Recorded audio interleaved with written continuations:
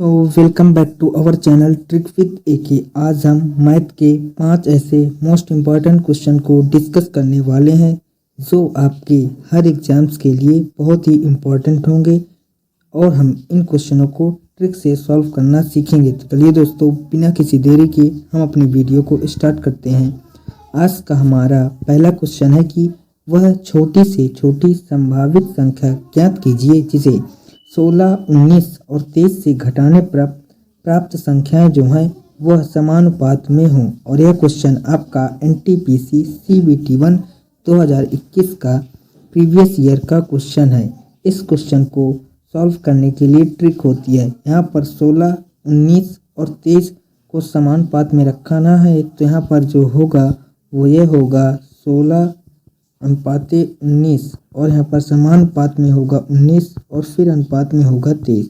इसके लिए ट्रिक यह है कि सबसे पहले हम 16 की मल्टीप्लाई इस 23 से करेंगे और 19 की मल्टीप्लाई इस 19 से करेंगे और दोनों को आपस में माइनस कर देंगे। इसके बाद हम 16 और 23 को ऐड करेंगे और 19 को ऐड करेंगे और माइनस कर देंगे और जो निकल कर आएगा वही संख्या घटाने पर यह संख्या समानुपात में हो जाएगी। तो चलिए दोस्तों, हम इसको सॉल्व करते हैं। 16 की मल्टीप्लाई यदि हम यहाँ पर 23 से करेंगे, 16 की मल्टीप्लाई 23 से करने पर आएगा 368 और 19 की मल्टीप्लाई 19 से करने पर यहाँ पर आ जाएगा 361।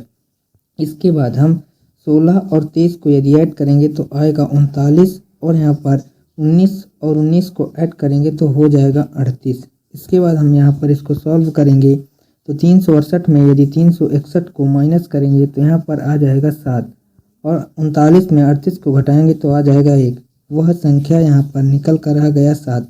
यानी कि यदि हम 7 को इन सभी संख्याओं में से घटा देंगे तो यह समानुपात में हो जाएगी। 7 यहाँ पर हमारा ऑप्शन डी बिल्कुल से करेक्ट आंसर हो जाएगा। सो आई होप यह क्वेश्चन आपको अच्छी प्रकार से समझ में आ गया होगा और इस प्रकार के क्वेश्चन आप कर लेंगे। इसके बाद हमारा नेक्स्ट क्वेश्चन यह है कि लवली बिक्री मूल्य पर अपने लाभ प्रतिशत की गणना करता है जबकि बंटी लागत मूल्य पर अपने लाभ प्रतिशत की गणना करता है और वह पाते हैं कि लाभ में जो अंतर है वह 100 रुपये का है।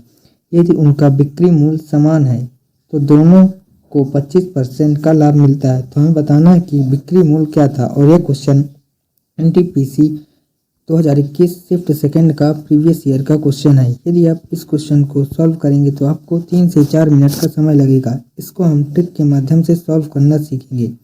यहाँ पर ट्रिक यह है कि सबसे पहले एक है लवली, यहाँ पर है सबसे पहले एक है यहाँ पर लवली और यहाँ पर एक है बंटी। यहाँ पर बोला गया है कि 25% का लाभ प्राप्त करता है। तो 25% का जो मतलब होता है वो होता है 1/4। 25% का मतलब होता है 1/4। जहाँ पर जो लवली जो है वह अपने लवली यहाँ पर क्वेश्चन कह रहा है कि लवली बिक्री मूल्य पर अपने लाभ का प्रतिशत की गणना करता है। यानी कि जो लवली है वह बिक्री मूल्य पर प्रतिशत की गणना करता है। यानी कि जो लवली के लिए यहाँ पर ये हो जाएगा सेलिंग प्राइस और ये हो जाएगा प्रॉफिट। यानी कि लवली के लिए जो सेलिंग प्राइस होगा वो होगा यहाँ पर 4 और जो कॉस्ट प्राइस होगा वो यहाँ पर हो जाएगा 3। यानी कि जो कॉस्ट प्राइस होगा लवली के लिए वो होगा 3 और सेलिंग प्राइस हो जाएगा 4। इस प्रकार से बंटी जो है वो आपका सेलिंग प्राइस पर प्रॉफिट की गणना करता है। तो यहाँ पर जो 4 है वो हो जाएगा इसका बंटी का कॉस्ट प्राइस और यहाँ पर जो 5 है वो हो जाएगा बंटी का सेलिंग प्राइस। लेकिन क्वेश्चन बोला है कि दोनों का जो सेलिंग प्राइस वो सेम है। यहाँ पर जो सेलिंग प्राइस है वो 4 और 5 है। तो इसको हमें बराबर करने के लिए ऊपर यहाँ पर 5 की मल्टीप्लाई और नीचे यहाँ पर 4 की मल्टीप्लाई करनी पड़ेगी। तो यदि यहाँ पर हम इस मल्टीप्लाई को करें और इसमें भी हमें यहाँ पर 5 की मल्टीप्लाई करनी पड़ेगी और यहाँ पर हमें 4 की मल्टीप्लाई करनी पड़ेगी। तो यहाँ पर जो निकल कर आएगा वो आएगा 5 या 15 आएगा और 5 चौको 20 आएगा और यहाँ पर आएगा 4 चौक 16 और यहाँ पर आ जाएगा 5 चौको 20। यहाँ पर जो सेलिंग प्राइस है वो यहाँ पर सेम हो चुका है। अब क्वेश्चन क्या कह रहा है वो एक बार देख लेते हैं। क्वेश्चन कह रहा है कि यदि उनके लाभ में अंतर जो है वह 100 रुपये का है। यहाँ पर हम अंतर लाभ का देखें तो 15 की वस्तु 20 में लवली बेच रहा तो उसको 5 का प्रॉफिट हो रहा, और बंटी 16 की वस्तु 20 में बेच रहा तो उसको 4 का प्रॉफिट हो रहा। यहाँ पर जो लाभ का अंतर है वो यहाँ पर 1 रेशियो है, और 1 रेशियो की वैल्यू यहाँ पर 100 है। हमें बताना है सेलिंग प्राइस कितना है, यानी कि बिक्री मूल्य कितना है।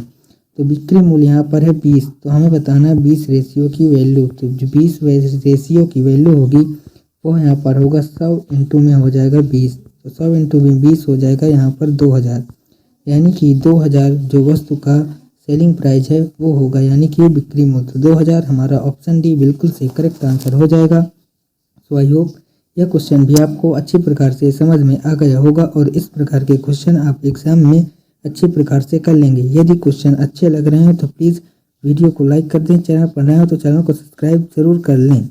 इसके बाद हमारा नेक्स्ट क्वेश्चन है, यदि 8 अंक की संख्या है, यहाँ पर एक 8 अंक की संख्या है और वह 8 से विभाज्य है, तो हमें ज्ञात करना है कि x और y के कुल कितने संभावित युग्म हो सकते हैं। और यह क्वेश्चन आपका SSC CGL 2022 का प्रीवियस ईयर का क्वेश्चन है। आइए हम इस क्वेश्चन को सॉल्व करते हैं।